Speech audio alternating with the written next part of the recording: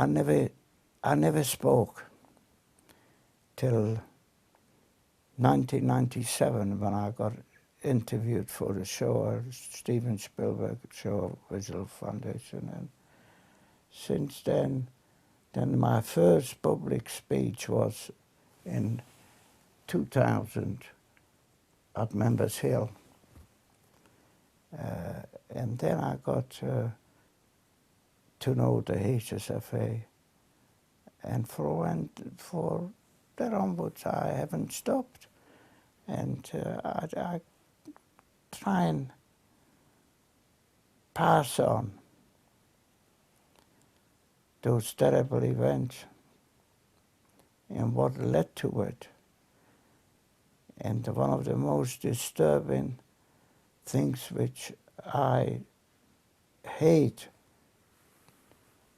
so much, and I'm using the word of hate, to turn the television on and see the news far away in the Far East, Middle East, wherever you turn to, that innocent people are being killed and millions of innocent people die of poverty and starvation. And that really hurts. When you experienced all those things and you survived and you reach a reasonably good age, and to see it repeat itself, it lets humanity down terribly. I wish we could find a way to live in harmony. I believe strongly too that we got to learn to agree to disagree. When you go into schools and you talk to children or wherever you go, try to always leave them with a story that we come into this world naked and we go out naked. And what we do with ourselves, it's entirely up to yourself. And that's why to be tolerant, and it doesn't matter whether you're white, black, or whatever. And that same thing applies for religion. There's only one God. As long as you wish to believe in one, whatever God you've chosen, please do so. But don't push it down to somebody else's throat. And it's so important to always remember, live and let live. Because we're only here for a short while, and enjoy while you're here.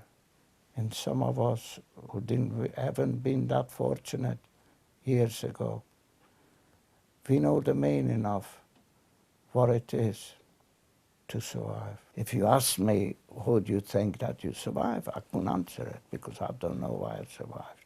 And the memories I've been left with and learned to live with. And I am trying only lately to do my utmost to pass the message on what happens when hatred and lack of tolerance and understanding takes over humanity. And only a few of us who are still alive, thank God, that we exist.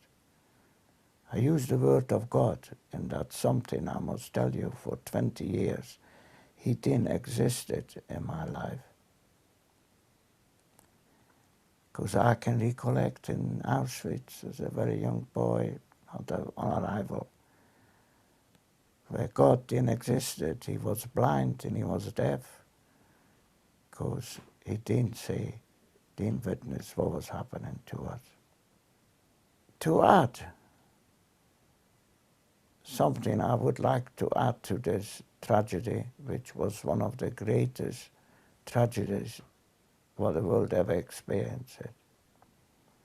All those 6 million fellow Jews perished, but equally another 6 million other nationalities and religions who perished because the handicapped, the mentally ill, socialists, communists,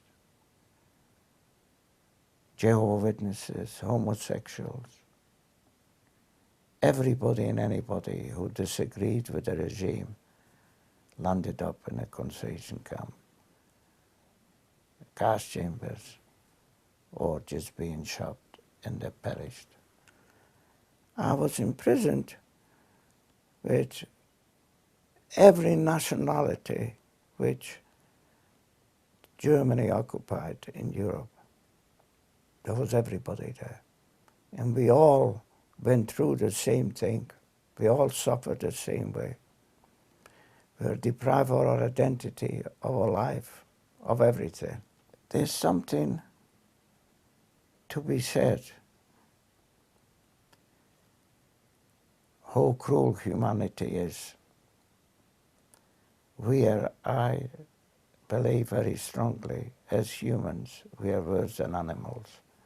They seem to have better discipline and understanding than we have.